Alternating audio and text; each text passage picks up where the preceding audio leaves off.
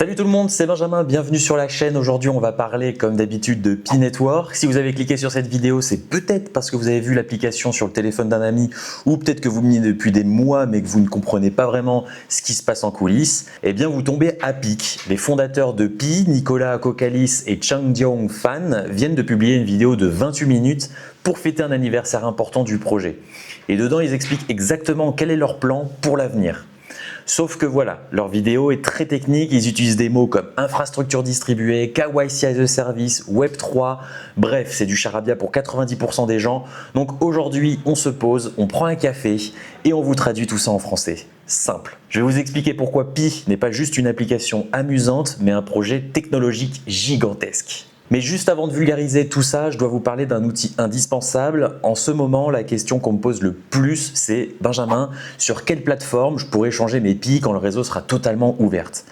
La réponse, c'est qu'il faut se préparer dès maintenant. C'est pour ça que je suis super fier d'être partenaire avec OKX pour cette vidéo. OKX, pour faire simple, c'est une bourse numérique ultra sécurisée. C'est un peu comme une banque, mais pour les crypto-monnaies. Avoir un compte prêt et vérifié chez eux aujourd'hui, c'est s'assurer d'être prêt pour demain. Et le gros bonus pour la communauté, c'est que si vous passez par mon lien d'invitation qui est juste en dessous dans la description, OKX vous offre 100 € à l'inscription. C'est un cadeau de bienvenue massif, donc n'attendez pas la dernière minute, le lien est dans la description.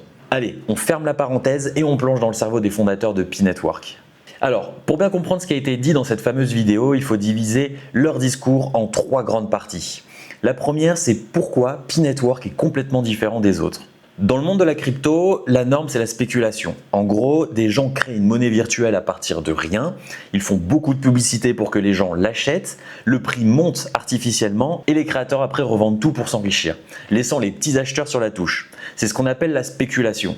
Nicolas Kokkalis, le créateur de Pi, a pris la parole et a dit une phrase très importante. Why does Pi feel so different from other blockchains? Why does utility matter? Pi feels different from other blockchains because Pi is different.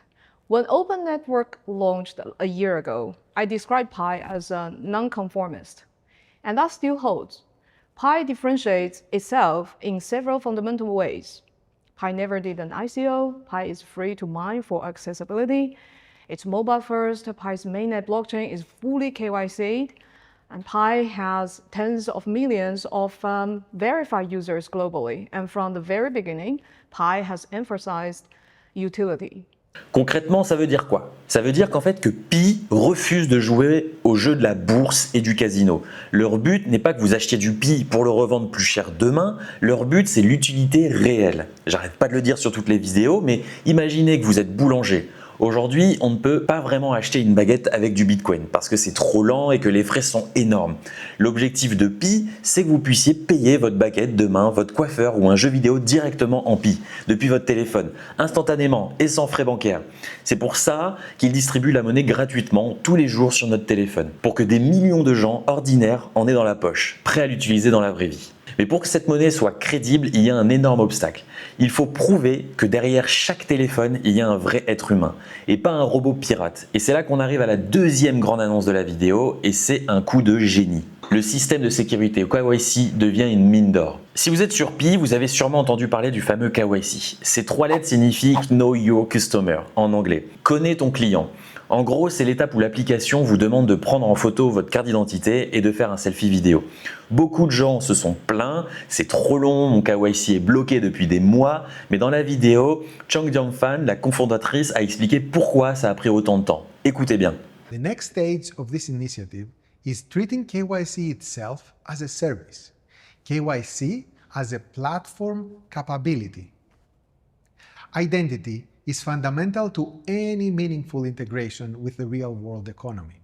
Any transfers of value, ownership, and changes in ownership inevitably raise the question of who are the participants.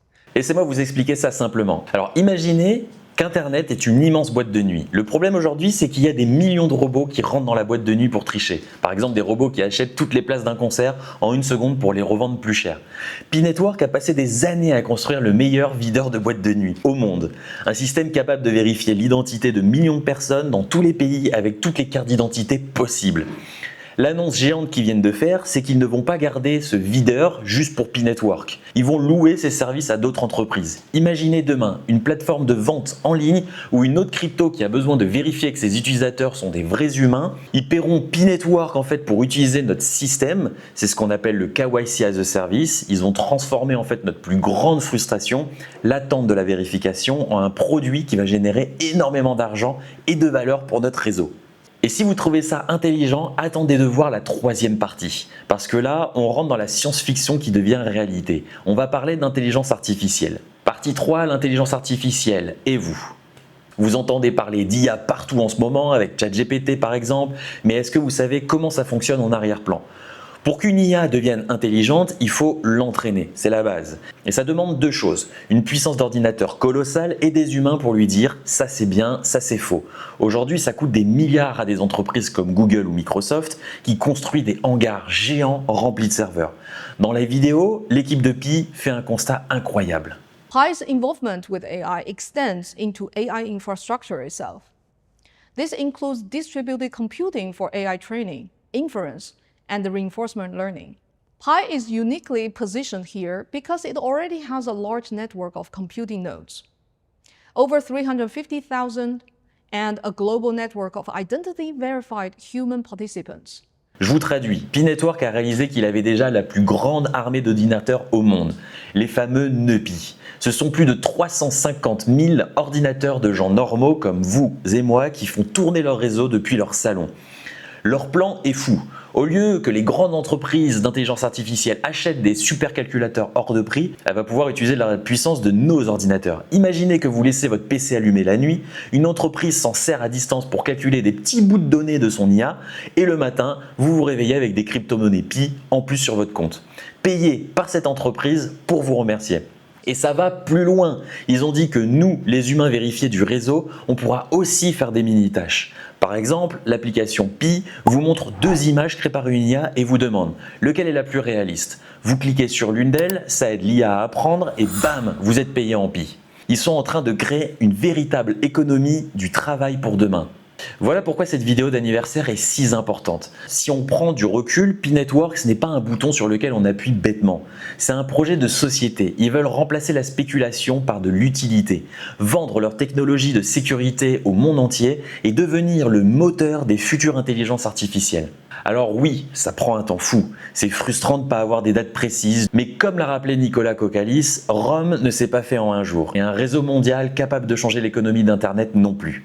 J'espère que cette vidéo vous a aidé à y voir plus clair. Surtout, si vous débutez, si j'ai réussi mon pari de rendre ça compréhensible, s'il vous plaît, mettez un énorme pouce bleu, ça m'aide beaucoup sur la référence de la vidéo. Dites-moi en commentaire quelle est l'annonce qui vous impressionne le plus, plutôt le fait de payer votre baguette en Pi, de louer des systèmes de sécurité ou l'intelligence artificielle. On en discute juste en dessous. N'oubliez pas d'aller vous inscrire sur OKX avec mon lien en description pour récupérer vos 100 € offerts et être prêt pour la suite.